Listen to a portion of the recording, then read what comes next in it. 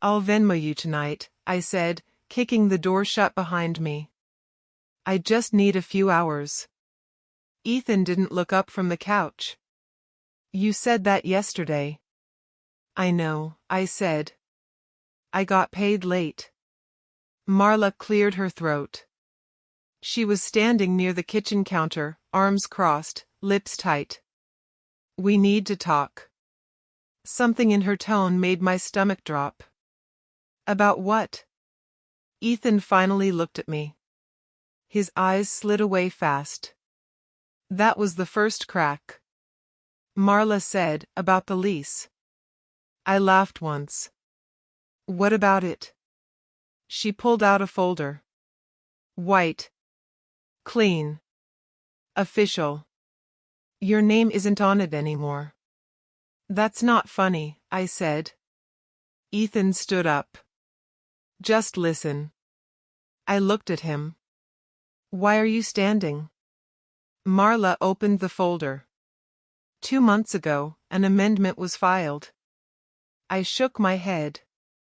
No. I never signed anything. She tapped the paper. This says otherwise. I stepped closer.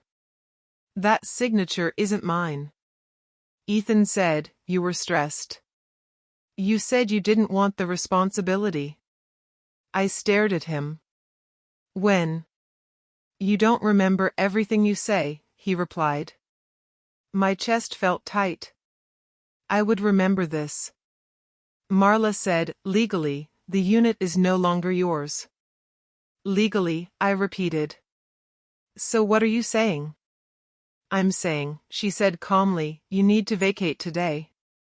I laughed again, louder this time. You're joking. Ethan rubbed his face. Man, don't make this harder. Harder? I asked. You forged my name. He snapped, I did what I had to do. For what? I shouted. For progress, he said. You were dragging us down. Us? I asked. Since when was this US? Lena walked out of the bedroom. She wouldn't look at me either. I told him this would happen. I felt dizzy. You knew? She whispered, you were never going to catch up. Marla checked her watch. You have 1 hour. 1 hour to what? I asked. To remove your belongings, she said. After that, the locks will be changed. I turned to Ethan. Tell her to stop. He shrugged. It's done. I grabbed my backpack. My hands were shaking. You couldn't even tell me first? You would have begged, he said. I trusted you, I said quietly. That was your mistake, he replied. I went to my room. The walls felt closer than before. I shoved clothes into the bag. My phone buzzed. Ethan called from the hallway, don't take the TV. I bought it, I yelled back. You bought half, he said. I laughed again. It sounded broken. You're unbelievable. Lena said softly, you'll land on your feet. I walked out with my bag. Marla held out her hand. Your keys. I looked at them. The metal felt cold when I dropped them into her palm. Ethan smiled. Not big. Just enough. I said, you think this is over? He said, I think it's done. I stepped outside. The door closed behind me. The lock clicked. I stood there for a long moment, staring at the door like it might open on its own. My phone buzzed again. A bank alert. Overdraft. I laughed. Then I stopped. I told myself I'd be fine. I told myself this wasn't the end. But standing there with nowhere to go, I knew something had died. And something else had just started.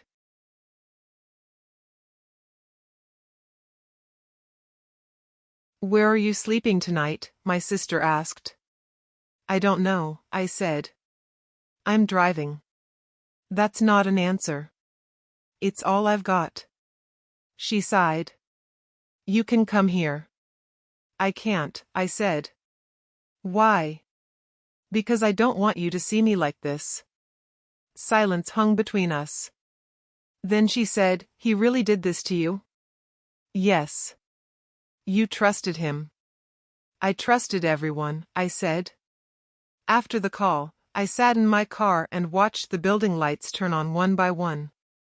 My old window lit up last. I knew Ethan was inside. I knew he was probably smiling. My phone buzzed. Ethan's name. What do you want? I answered. Don't be dramatic, he said. We did you a favor. A favor? I asked. You threw me out. You were behind on rent, he said. You were unstable. I was struggling, I said. There's a difference. You always play the victim, he replied. I laughed. You forged my name. You would have signed eventually, he said. That's not how choice works. He paused. Look, man, this isn't personal. Then why does it hurt? I asked. He didn't answer. The line went dead. I drove until the city thinned out. I parked behind a grocery store and leaned my head on the wheel. My phone buzzed again. Lena this time. I told you to leave it alone, she said. You helped him, I said. You were drowning, she replied. We just stopped pretending. You planned this, I said. She didn't deny it. You never fight back. I trusted you too. You trusted ideas, she said. Not reality. I whispered, you let me believe I mattered. She said, you mattered when you were useful. The call ended. I punched the steering wheel once. Then again. Then I stopped because my hands were shaking too badly. I slept in the driver's seat. I woke up stiff, cold, and angry. At work, my manager pulled me aside. We need an address on file. I'll update it, I said. Today, he said. Or we can't keep you. I nodded. I already knew what that meant. By noon, I was fired. I sat outside the building and laughed until my chest hurt. A stranger walked past and asked, You okay? No, I said. But I will be. That was a lie. But it was the first one I told for myself. I looked at my reflection in the dark screen of my phone. You're still here, I said aloud. No one answered. But I heard something else. Resolve. I started the engine and whispered, You don't get to break me. The words sounded weak, but they stayed. I drove until sunrise bled over the road. At a gas station, a clerk asked, You need a receipt? Yeah, I said. For proof. Proof of what? That I was here, I said. I sat back in the car and stared at the paper. It had a time and a place.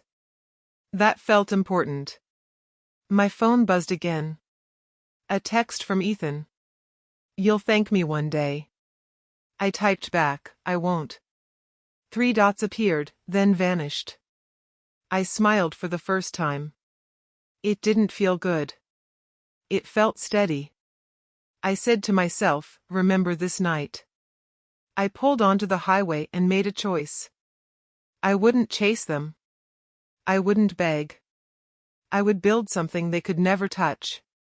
I rolled down the window and let cold air hit my face. Not today, I said. They thought I was finished. They were wrong. I drove forward, carrying the silence with me, learning to breathe through it. Rough night, the old man asked. Define rough, I said. He nodded at my clothes. You sleeping in your car? For now, I replied. He studied me for a second. You can work? I can, I said. Good, he said. I'm Hale. That's how it started. No handshake. No sympathy. Just a question and a chance. He ran a storage facility on the edge of town. Rusted gates. Flickering lights. The kind of place people forgot existed. He said, you show up on time, you get paid. I said, that's all I need. On the second day, a woman walked in with a clipboard. You must be the new guy, she said. I guess, I replied. I'm Nina, she said. Try not to break anything. I smiled. No promises. She watched me work. You're fast, she said. I don't like wasting time, I replied. Most people say that, she said. Few mean it. During lunch, Hale sat across from me. You don't talk much, he said. I talk when it matters, I replied. He nodded. You running from something? I'm standing still, I said. He smiled like he understood. That night, I parked behind the facility and slept better than I had in days. In the morning, Nina handed me coffee. You didn't go home, she said. I don't have one, I replied. She didn't push. I noticed that. Days turned into weeks. I lifted boxes. Fixed locks. Cleaned units no one wanted to open. One afternoon, Nina asked, You ever read contracts? Enough to get burned, I said. She raised an eyebrow. By who? People I trusted, I replied. She handed me a file. Look this over. I scanned it. These numbers don't add up. She smiled. That's what I thought. Hale overheard us. You good with details? I pay attention, I said. That night, my phone buzzed.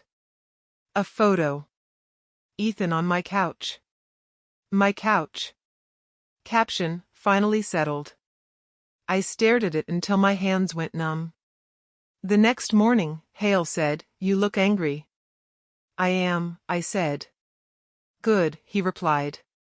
Anger can sharpen you. Nina leaned against a desk. You ever think about owning something? I lost everything, I said. Then you have nothing left to protect, she replied. That sentence stayed with me. I started asking questions. How much does this place make? What happens if someone defaults? Who owns the building? Hale answered some. Nina answered more. You learn fast, she said. I learn when it hurts, I replied. One evening, I overheard Ethan at a bar near the facility. I kicked him out, he laughed. Guy was dead weight. Someone asked, You worried he'll come back? Ethan said, He never fights. I left before he saw me. In my car, I whispered, You don't know me anymore. The smell of oil and dust filled my nose. Rock bottom wasn't dramatic. It was quiet. It was waking up tired and choosing to move anyway. Nina said one night, You're different from when you started. I'm paying attention now, I replied. She nodded. That's dangerous. I looked at the facility lights flickering on. I wasn't thinking about revenge yet. I was thinking about leverage. I said to myself, if I'm going to rebuild, I'll do it right. The ground under me felt solid for the first time. Rock bottom didn't break me. It taught me where to stand. You're angry, Nina said. I'm focused, I replied.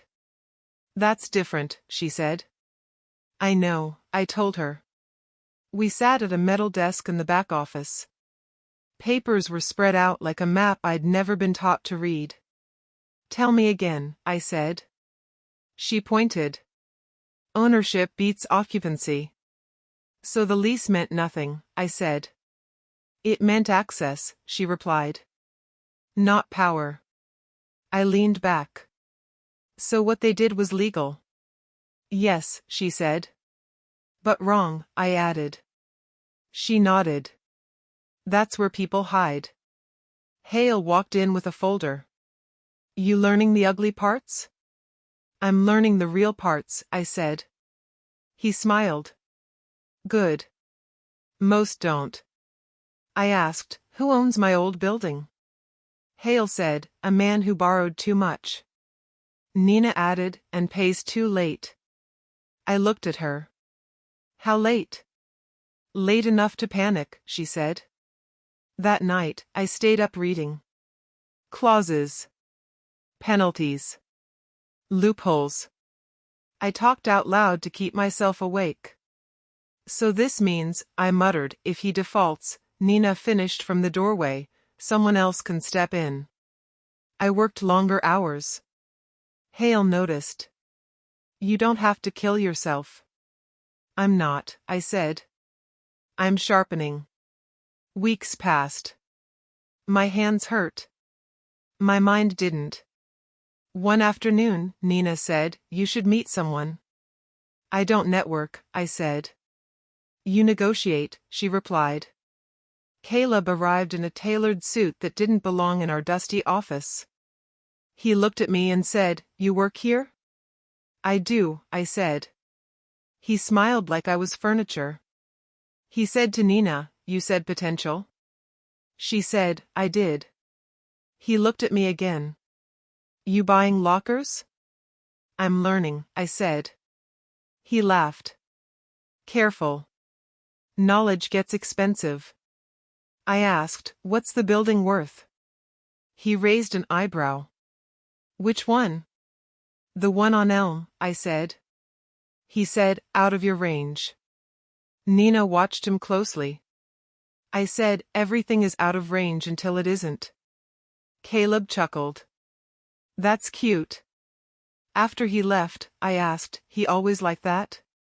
Yes, Nina said. Good, I replied. I saved every dollar. No coffee. No nights out. I counted bills like they were oxygen. Hale said, you planning something? I'm preparing, I said. One evening, Hale sat beside me.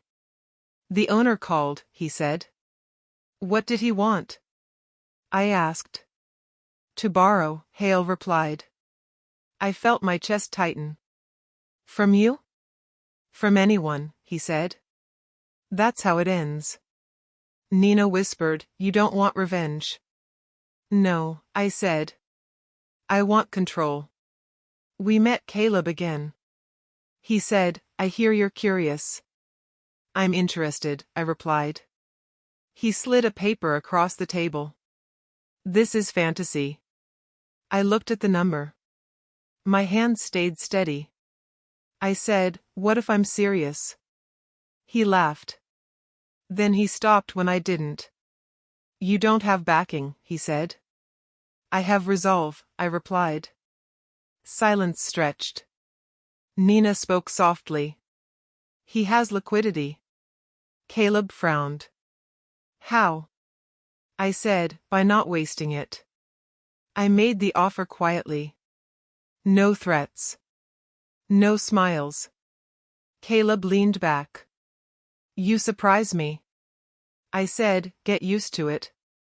When he left, my heart finally raced. Nina exhaled. You just changed the game. I shook my head. I just learned the rules. You don't look excited, Nina said.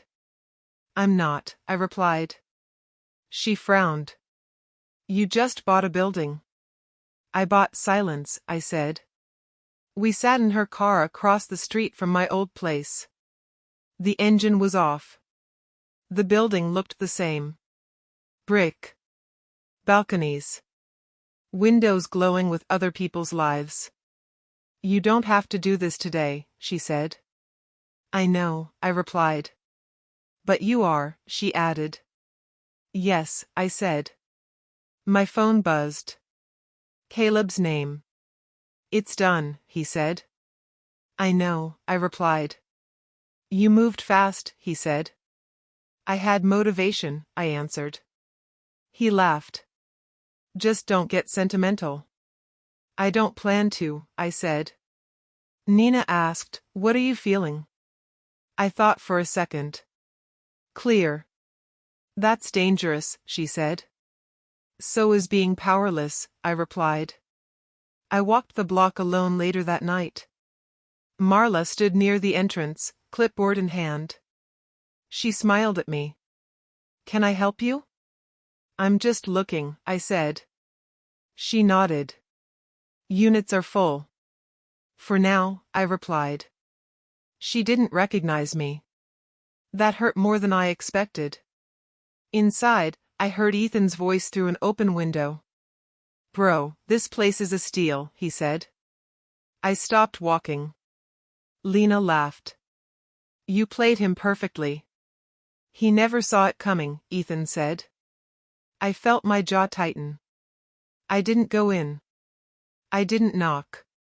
Nina called me later. You okay? She asked. They're celebrating, I said. Let them, she replied. The next morning, I met with the lawyer. Everything's clean, he said. No loose ends? I asked. None, he replied. Good, I said. Hale called me. You're quiet, he said. I'm listening, I replied. He chuckled. That's how you know you've changed. I reviewed tenant files. Names. Payments. Late fees. Ethan's name sat there like a stain. Nina texted, don't rush it. I replied, I won't. That night, Ethan ran into me outside a bar. He squinted. Do I know you? I smiled. You used to. He laughed. You look better. I eat differently now, I said. He leaned closer. You ever get back on your feet? I did, I replied. He slapped my shoulder. Good for you. Lena appeared.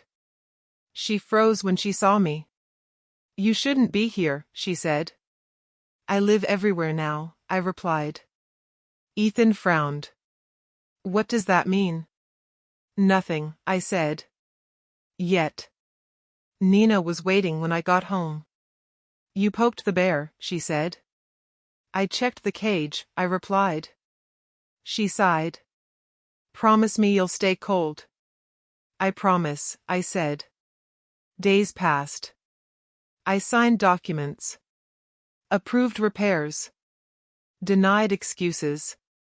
Marla emailed me. Subject, urgent. I replied, schedule a meeting. She walked into my office nervous. I wasn't told ownership changed, she said. You are now, I replied. She swallowed. Is everything okay? That depends, I said. She leaned forward. I've always been fair. I looked at her. You were efficient. That's good, she said quickly.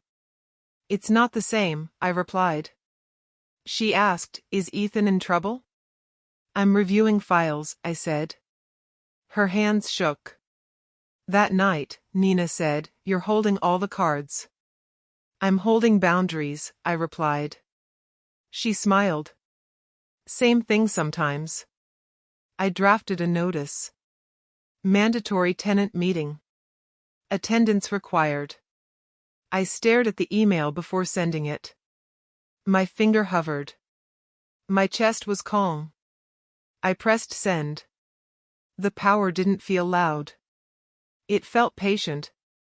You're early, the locksmith said. I don't like delays, I replied. He glanced at the building. You sure about this? I've never been more sure, I said. The sky was still gray. The street was quiet. I watched him unload his tools. You got the paperwork, he asked. I handed it over. Everything's legal. He nodded. Then we start. Metal scraped. Locks turned. Doors open to no one. I stood back and waited. Marla arrived first. "What's going on?" she asked. "Maintenance," I said. "At 6 in the morning?" she snapped. "Yes," I replied. She squinted at me. "Who are you?" "I'm the owner," I said. Her mouth opened. Closed. "That's not funny," she said. "I'm not joking," I replied. Ethan came running down the steps. "My key doesn't work," he said. "Mine either," Lena added behind him. Ethan saw me. "What are you doing here?" "I live here," I said. "You don't," he laughed. "I do now," I replied. Marla said sharply, "Sir, this isn't appropriate." I looked at her. Neither was evicting me without notice. Ethan frowned. "What is he talking about?" Marla didn't answer. I said, "You're locked out because your lease was terminated." "That's illegal," Ethan said. "No," I replied.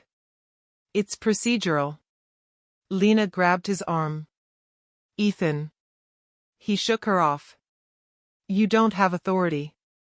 "I do," I said. "Check your email." He pulled out his phone. His face drained. "This can't be real," he whispered. "It is," I said. Marla stepped closer. "We can discuss this."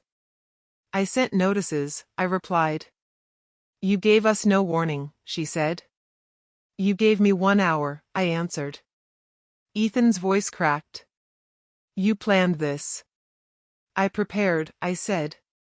Lena looked at me. "Please." I shook my head.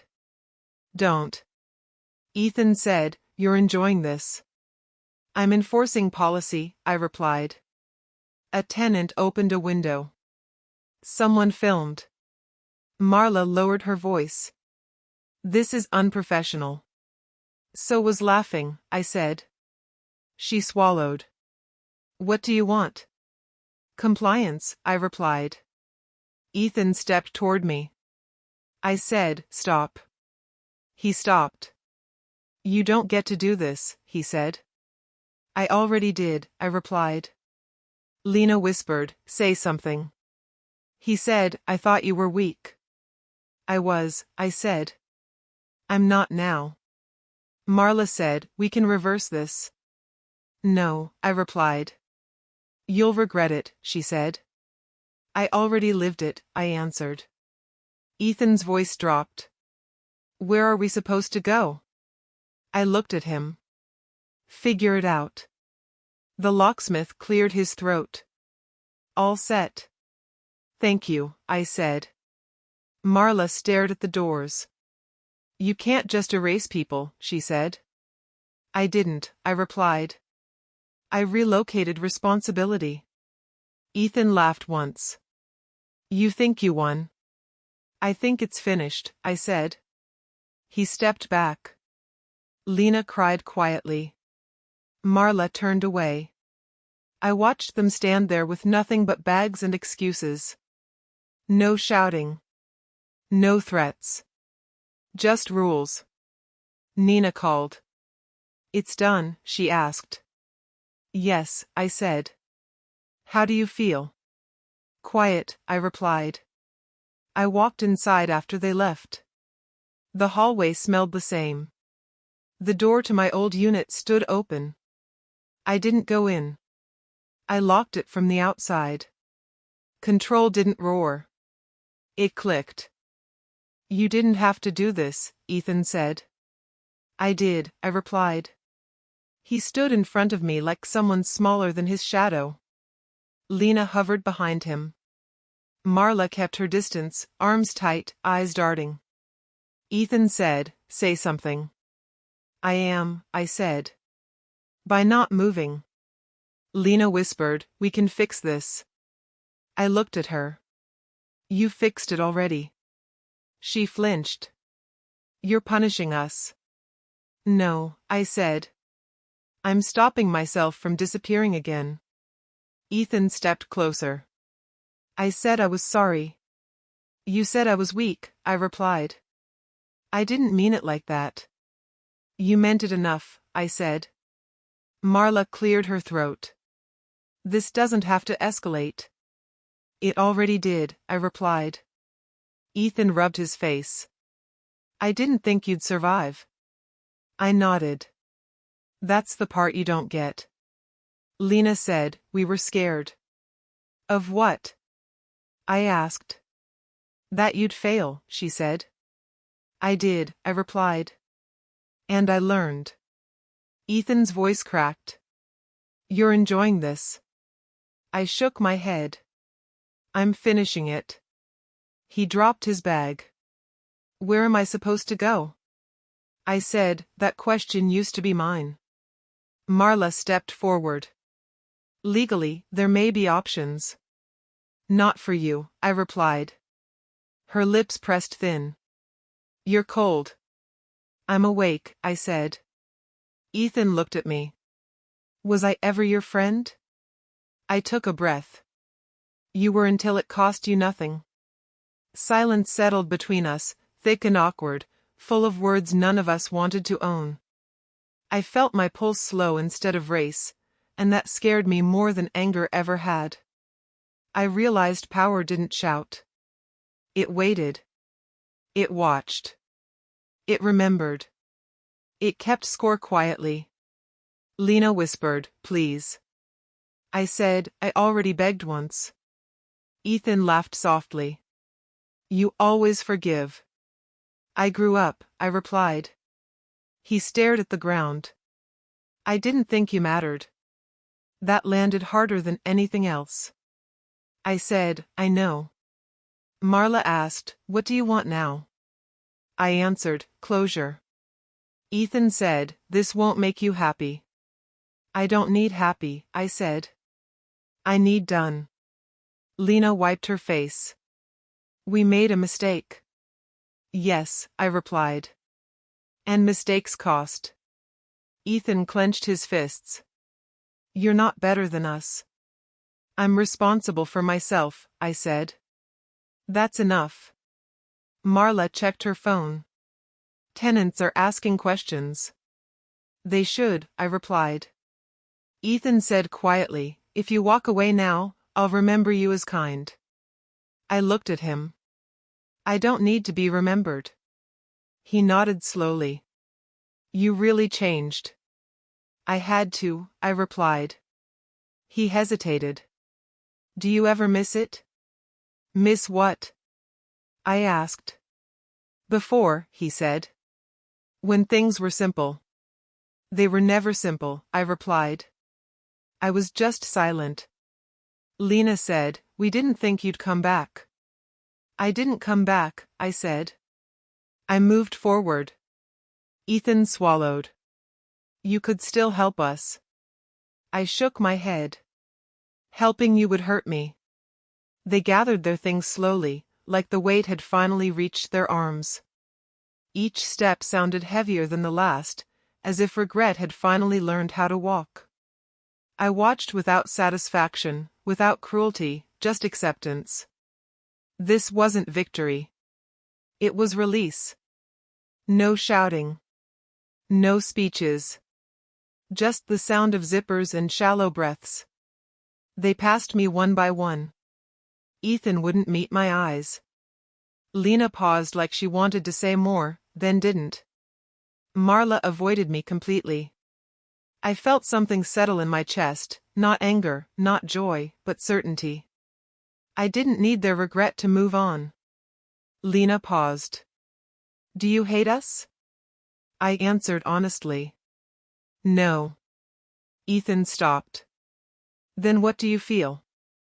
I thought for a second. Free. They left. The door closed. I stood there longer than I expected, listening to the building breathe, feeling the silence settle around me like a decision I could finally live with. It felt earned, steady, and permanent, like a door closing behind my past forever. Nina called. Are you okay? Yes, I said. You sound different. I am, I replied. I stood alone in the hallway. I didn't feel triumphant. I felt lighter. Regret echoed behind me, but it wasn't mine anymore. It finally knew my name. And it couldn't follow me. Not ever again. Anywhere. You want company? Nina asked. No, I said. Are you sure? Yes. She paused. That's new. So am I replied. I unlocked the door myself this time. The sound was soft, final. Nina said, call me if you need anything. I won't, I said gently. She smiled. That's how I know you're okay. The door closed behind her. The apartment was empty. No couch. No noise. No laughter pretending to be friendship. I stood in the middle of the room and said, this is mine. No one argued. I walked through each room slowly. I remember this wall, I said aloud. The echo answered me. My phone buzzed. Hale. You done? He asked. Yes, I said. You proud? I'm calm, I replied. He chuckled. That's better. I sat on the floor with my back against the wall. For a moment, I waited for something. Guilt. Joy. Anger. Nothing came. I laughed quietly. Guess this is growth. I stood and opened the window. The city looked smaller from up here. A voice below shouted, you moving in? I already did, I said. I ordered cheap food and ate it standing up. I said, still tastes the same. No one disagreed. Later, my sister called. Where are you? She asked. Home, I said. She paused. Really? Yes. Are you safe? I'm steady, I replied. She whispered, I'm proud of you. I closed my eyes. That means more than you know. I hung up and looked around again. Empty didn't scare me anymore. It felt like space. I opened a drawer and found an old receipt. My handwriting. Rent split in half. I tore it once. Then again. Not needed, I said. There was a knock. I froze. Then I laughed at myself and opened the door. A neighbor I barely knew stood there. You the new owner? He asked. I am, I said. He nodded. Good. Things needed changing. When he left, I locked the door from the inside. That part mattered. I sat on the floor again and talked to myself. You survived, I said. You learned, I added. You didn't disappear. I thought about Ethan. I didn't wish him pain. I didn't wish him well. I wished him distance. I thought about Lena. I forgave her quietly. For me. I thought about Marla. I let her go. My phone buzzed. A message from Nina. You did it. I replied, I kept myself. I lay back and stared at the ceiling. I said, this is enough. For the first time, I didn't feel like I was waiting for something to happen. I wasn't bracing. I wasn't planning. I stood and walked to the door. I touched the lock once more. Then I turned it. Click. I leaned my forehead against the door and breathed. Slow. Deep. I said, no one takes this from me again. Outside, the city moved on. Inside, I stayed. I picked up my phone and set an alarm. Morning. Work. Life. Simple things. Real things. I turned off the light and stood in the dark. I wasn't afraid. I wasn't lonely. I was present. I walked back into the center of the room and smiled, not wide, not loud, just enough. This wasn't revenge. This was ownership. I closed my eyes and whispered, I'm home.